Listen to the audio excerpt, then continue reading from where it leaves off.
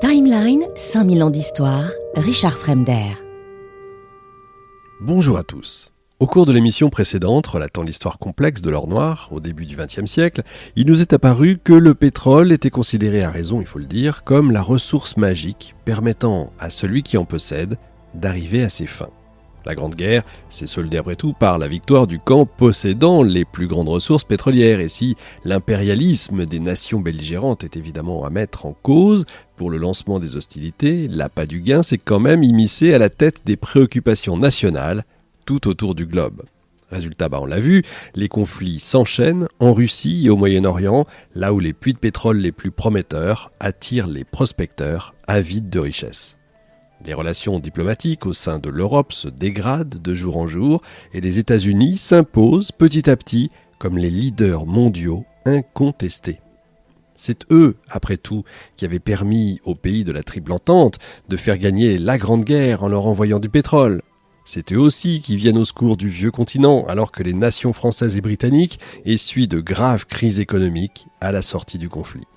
Pourtant, à l'Est, la concurrence fait rage entre les grandes compagnies pétrolières, chacune rattachée et soutenue par leur pays d'origine. Et nous avons là un nouvel enjeu à étudier. Certes, les puissances mondiales s'efforcent d'afficher un front uni et pacifique après la guerre. Pourtant, la Royal Dutch Shell, l'Anglo-Persian Oil Company et les filiales de la Standard Oil continuent de s'affronter sans relâche dans des sortes de matchs déloyaux, quoique cordiaux quand même, partout où de l'or noir est susceptible de se trouver. Ce que ça veut dire, c'est que l'alliance fortuite qui s'était créée au cours de la Première Guerre mondiale entre les compagnies pétrolières et leur gouvernement, n'est finalement pas aussi hermétique qu'il y paraît. Ces rapprochements ne restent finalement qu'une affinité opportune, n'existant finalement que dans la mesure où ça continue de servir les intérêts des deux parties. Ainsi, les grandes majors du pétrole ne doivent aucune loyauté à leur nation et restent tout à fait libres de soutenir qui bon leur chante. Sauf que, au cours des années 30, ça n'a rien d'anodin. Envisageons quand même la chose suivante. L'industrie de l'or noir est désormais au cœur de la majorité des considérations politiques et économiques autour du globe. Le pétrole constitue la pierre angulaire de la richesse et de la puissance d'une nation et octroie à son détenteur le pouvoir de se rendre victorieux des conflits les plus importants de l'histoire. Que se passerait-il alors si une compagnie pétrolière décidait de soutenir une idéologie impérialiste ? Les majors restent des hommes, en tout cas ceux qui les dirigent sont des hommes après tout, avec leurs idées politiques, leurs valeurs, leurs principes et leur propre philosophie. Ce sera aujourd'hui le sujet central de l'émission. Comment le pétrole a façonné l'avancée puis le déclin de l'idéologie nazie ? Entre conflits territoriaux et conflits idéologiques, revenons ensemble sur la période de la Seconde Guerre mondiale, dont le pétrole a définitivement, du début à la fin, tiré les ficelles. Ce nouveau passage de l'histoire du pétrole commence, comme d'habitude, aux États-Unis. Nous sommes en 1916 et un raciologue américain du nom de Madison Grant publie un ouvrage assez précurseur. Le titre de l'ouvrage en question, « Le déclin de la grande race ». Avec un tel titre, pas besoin d'être sorti de Saint-Cyr pour comprendre où il veut en venir. Depuis les années 80, 1880, vous avez un mouvement social un peu particulier qui prend racine aux États-Unis. Ça s'appelle l'eugénisme. Ça repose sur l'idée selon laquelle les traits psychologiques et la qualité des comportements sociaux sont entièrement héréditaires. Résultat, vous avez une idéologie de classe permettant de justifier le rang social des plus démunis qui est en train de se mettre en place. Ils sont alors considérés comme biologiquement inaptes de génération en génération. Avec un tel handicap, il n'est pas étonnant que ce soit difficile pour eux de grimper l'échelle sociale. Mais ça ne s'arrête pas là. Au-delà de l'idéologie bourgeoise et élitiste que le mouvement prône, ce sont aussi et surtout des enjeux raciaux et politiques qui sont mobilisés.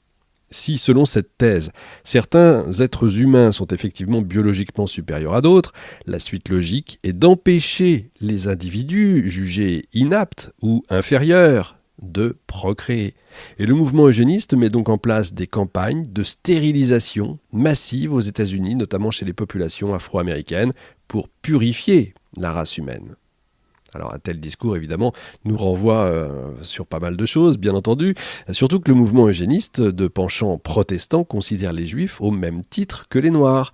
Pour mieux comprendre, je vais revenir quelques instants sur l'ouvrage de Madison Grant, Le déclin de la grande race. Le propos principal y est le suivant.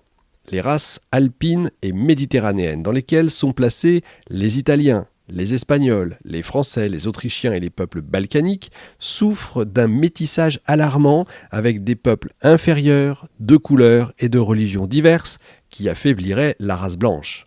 A l'inverse, les Nordiques, c'est-à-dire les Anglais, les Scandinaves, les Allemands et les Russes incarnent ce qu'on appelle l'homme blanc par excellence, protégé de toute souillure politique, ethnique ou religieuse, et donc également généralement protestant.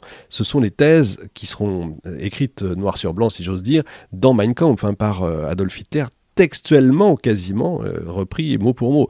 Tout ça est évidemment très évocateur, mais ça reste toujours à déterminer comment ce mouvement, le mouvement eugéniste des États-Unis, concorde de près ou de loin avec l'histoire du pétrole qui nous intéresse ici. Eh bien, la liaison se fait quand Adolf Hitler lit pour la première fois Le déclin de la grande race. Il est conquis et comme je vous le dis, c'est sa Bible, c'est un de ses livres de chevet et donc il va s'en servir. En tout cas, il va beaucoup recopier pas mal de mots là-dedans. D'ailleurs, j'avais dû en parler au moment des 2 émissions sur Mein Kampf. Dès lors, une idéologie commune est en train de le rapprocher d'une grande partie de la bourgeoisie américaine de l'époque, et notamment de certains majors de l'industrie pétrolière aux États-Unis.